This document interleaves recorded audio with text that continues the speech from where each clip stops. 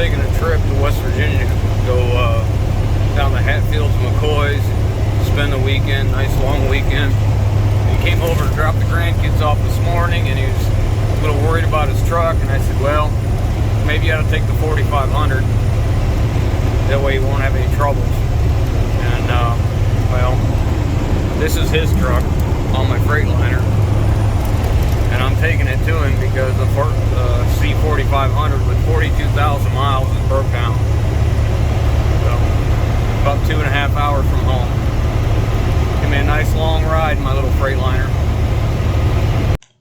I talked with Brandon on the phone. I had him check a few things and do some tests for me, and I think I've come to the conclusion that the fuel filter housing, whether it be the primer pump or the housing itself, either one is leaking or is cracked and it's letting air in the system. So the way this system works, the high pressure fuel pump is on the engine, and it has to pull all the fuel from the tank. There's no electric pump in the tank to push it to the engine. So anytime you have a system like that, if there's any leaks at all, the pump will, because it's sucking fuel from the tank, it will suck air before it does fuel, because fuel is so much heavier. So it's very, very critical that the system's airtight. So I think this is the problem, could be. So I called the Chevy dealer. They have the complete assembly in stock. It's a primer bulb, the filter housing, and the filter itself with the sensors in it, so, and a heater, so we can just swap it out. The plan is, if that is the problem, we're going to swap it out real quick, prime it up, and if it starts up right away, then we'll know that's a problem, and then we will continue on, drive a few more miles, get to the next exit, and make a judgment call from there. If we're comfortable and we think it's going to be okay, we're going to send them on their way. If not, we're going to swap out trucks. I'll give him his truck. I'll load up the 4500 on my flatbed Freightliner, which is why I brought his truck. He'll take his truck, hook up, and be on his way and get back to his weekend. So here we are, just south of Canton. This little bitty, well, I guess I was full. Thing showed almost full. I guess I am. All right, so it's a little bitty gas station. Saved 5 cents a gallon to get in here. And I guess now it doesn't seem like it was worth it for 50 cents. Well, 2 hours later, here we are. Finally made it. See it up here, broke down.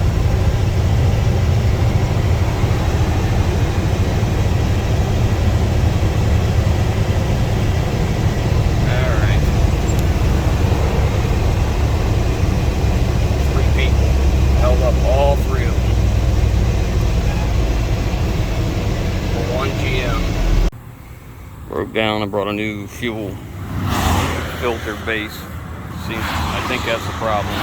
We'll see in a minute. Well, it's fixed and they're on their way, so I'm going to go ahead and turn around and head back home. They're on their way to West Virginia. I wish them the best of luck. I hope they don't have any more troubles. Well, my 2.5 hour trip on the return turned into 3 hours and 15 minutes. A lot of them hills, I was dropping speed pretty bad. I think my fuel filter's plugged up. I stopped it in advance to see if they had a filter, and they didn't. And I had them see if they could locate one, and they didn't stock it. So I called AutoZone, did the same thing. Couldn't find any Napas that were open because it was, late on a Friday afternoon. So I nursed it home. I'm about 15 minutes from the house now, and I'm doing flat land. I'm not doing highway speed, so it's doing all right. We'll make it, I think. See when we get home. Well, we made it home, and they made it down to where they were going for the riding, and that apparently was a problem. It leaks. It lets the high pressure fuel pump suck air instead of fuel, and it leaks right around that primer. Apparently, sometimes they crack, but so tomorrow I'll go get a fuel filter for this, and we'll put that on, and see if we can get both of them. I guess get this one fixed too. All right, so here recently I just replaced this. I didn't video, it's just a basic repair.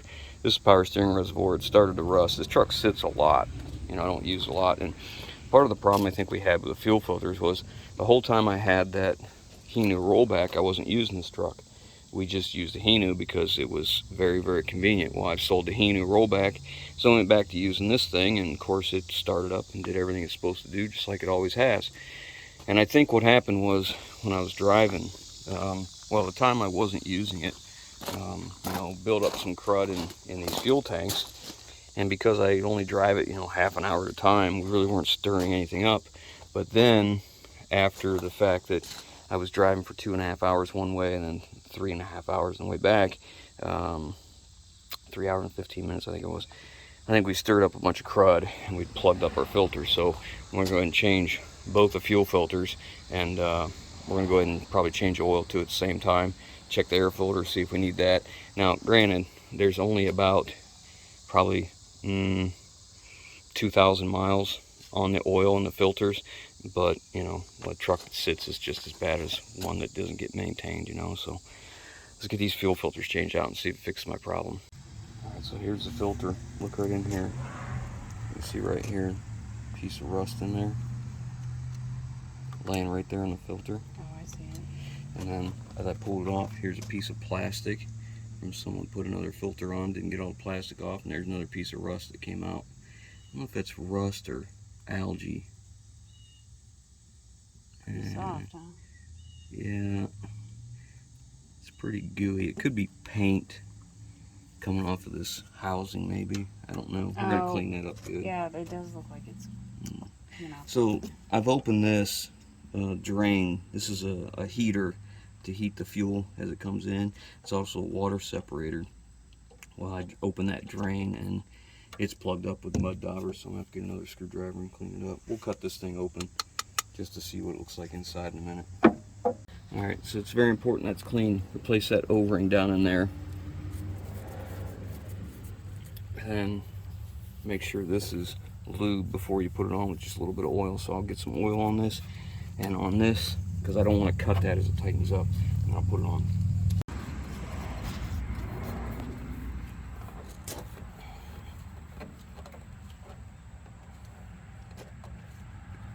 Okay, make sure that's closed. Okay. There's some dirty fuel that came out. Filter. Alright, now we're going to go to the other side. Change it. So I just use a regular old tubing cutter to get them open. Alright.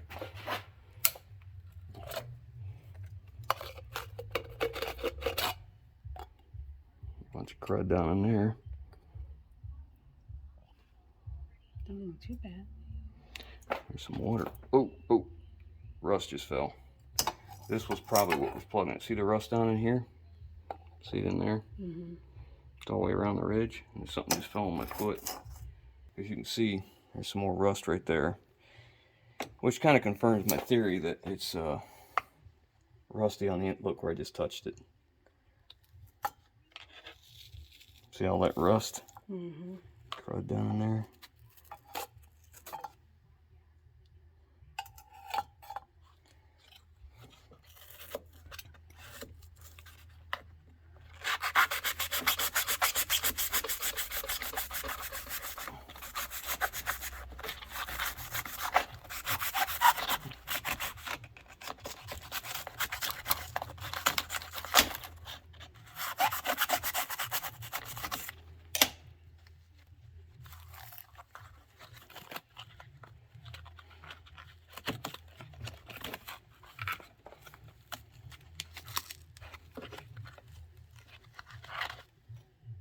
There you go.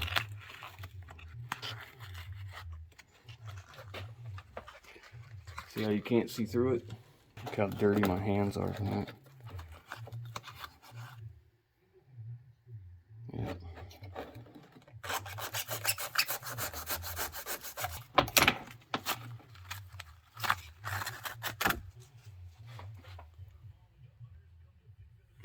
There you go.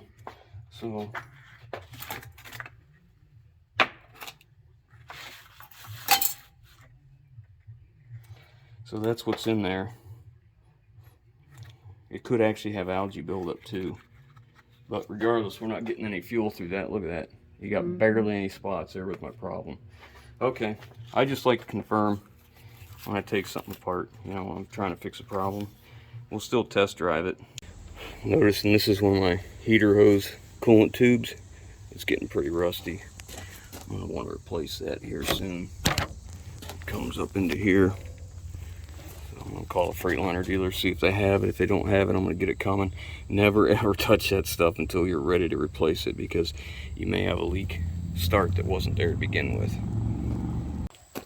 Well, this one had some good clean diesel, so the pre-filter must have been working pretty well, because it didn't have any dirty fuel coming out of it. Not really too concerned about that one, but I am going to fill it with diesel fuel before I put the new one on. Fill a new one with diesel, I mean. Okay. This one just seals here, probably because it goes up this way and not like this.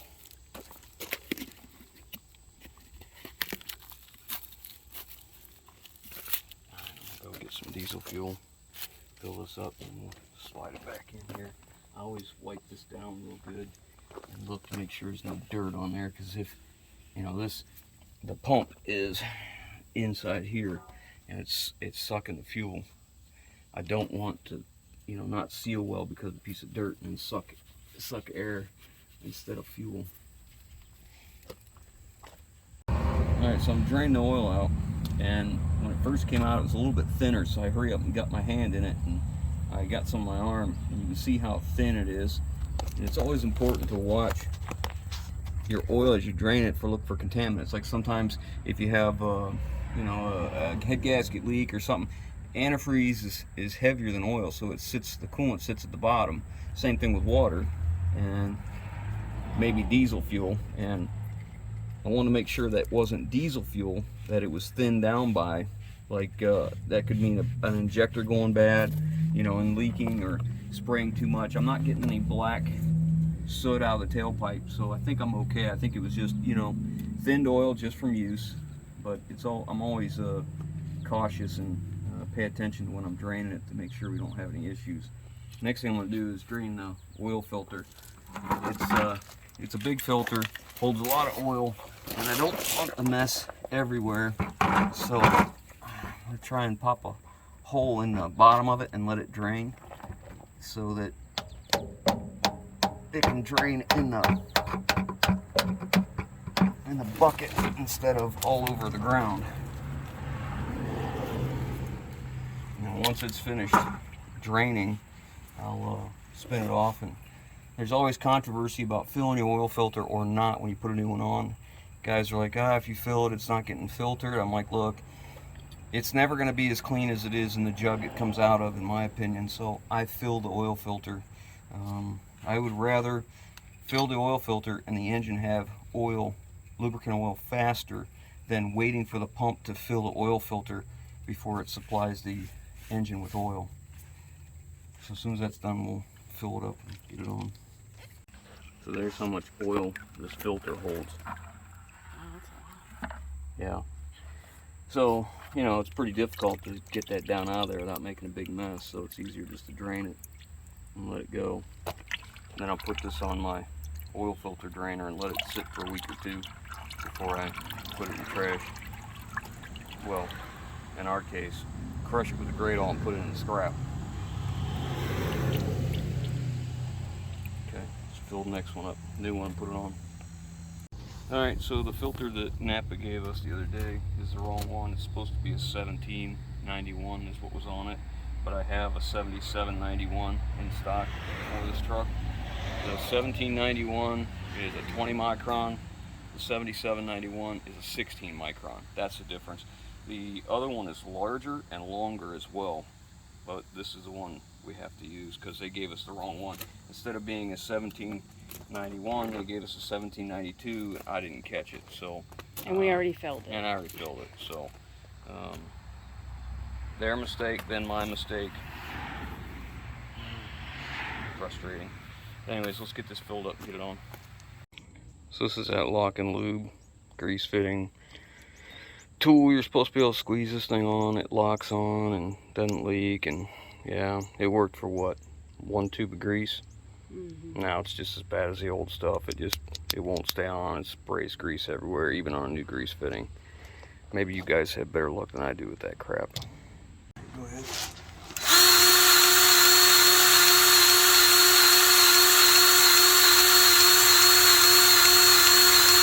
Alright, go ahead.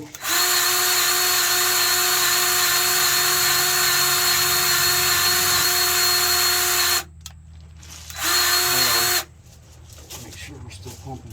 Go ahead. Yep, we're pumping. Okay. Yeah, go ahead.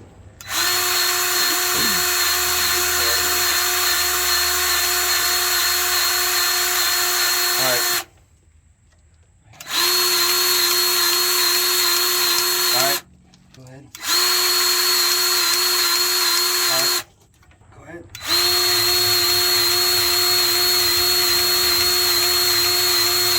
Alright, alright.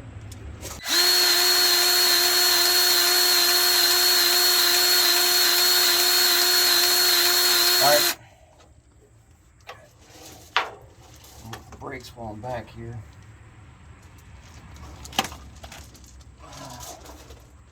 Wheel seal looks good, no leaking on the brakes. Brake lining looks okay on that one. I think this side's a little thinner. Yeah. Starting to get a ridge on the drum on this one. I think they're about the same. Yeah, they're starting to get a little ridge, so next time I'd say probably next time we change oil, we're going to put brakes and drums, and we'll probably do slack adjusters and S-cams and bushings and all at the same time to get it done. Because this thing's been a great truck. I don't want it to be a problem. Alright, we're going to grease the S-cams now. Gotta find the grease fit on them. Go ahead.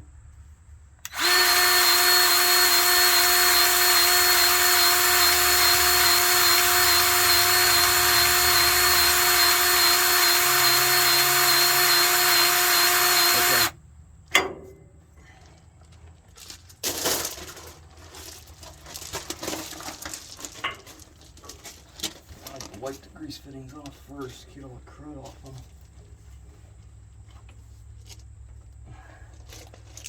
Alright, go ahead.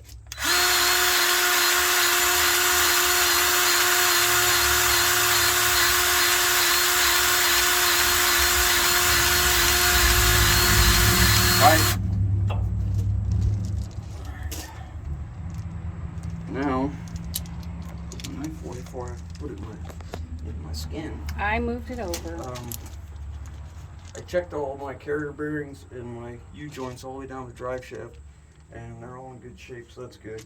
The downpipe coming off the turbo of this truck is starting to get rusty. I may have to replace that soon.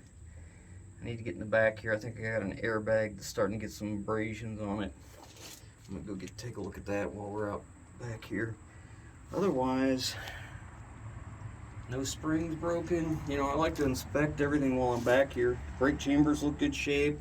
All my air lines are good, no leaks. They're not rubbing anywhere. I don't hear any leaks back here. So now I'm gonna check the rear airbags real quick and see what we got. You see here, we're starting to get some abrasions on the bottoms of the bags. It's starting to come apart where it's rolling down. These are the original ones of this truck. Original airliner. So we'll be ordering some of them up pretty soon. Anything else I can see?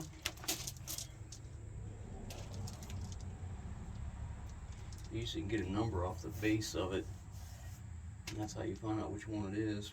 I'll just give them the VIN number of the Freightliner dealer. Proper way to grease kingpins is to get it jacked up to where the tire's off the ground, so there's no load on the kingpins. It's hard to do here. Make it work. And I'll grease it, and she's going to turn the wheel. Go ahead and turn the wheel. Either way.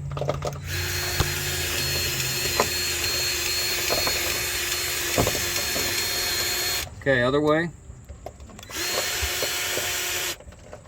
It's hard to do one-handed, but that's how you get it to get all the way through. Let me finish this up. Oil pan's starting to seep a little bit here like they do. Not going to worry about that right now. Maybe on the future one, but we got a downpipe here. You see we got a hole right there. We're going to have to address that pretty soon. So I'm going to call the internet or the Freightliner dealer, see about the downpipe and see about that coolant tube.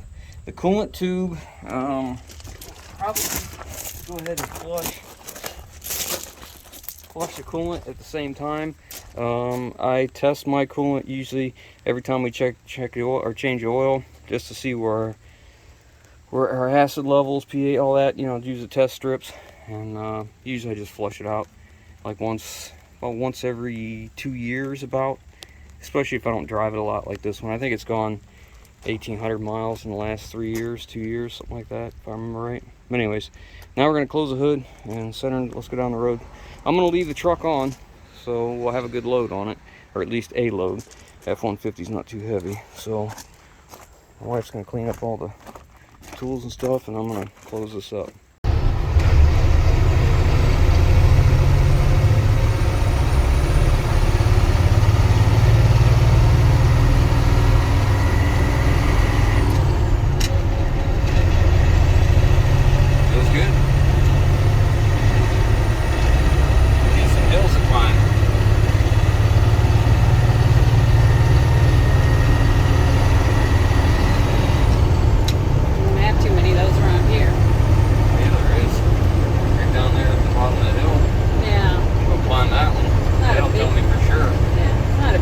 But it's long. All right, we're going to call that a success. It seems to be running okay. I'll get on the highway later and make sure it's really okay. But I'm going to go ahead and adjust the rear brakes because I didn't do that. And I'm going to order the downpipe and that coolant tube. And we'll replace that at a later date because I'm going to have to order it. They don't have it in stock. But I hope you guys enjoyed that. One breakdown, possibly a second breakdown. Saved them both. We got them both fixed, we think. So all in all, not a bad day. Hope you enjoyed it. Catch you on the next one.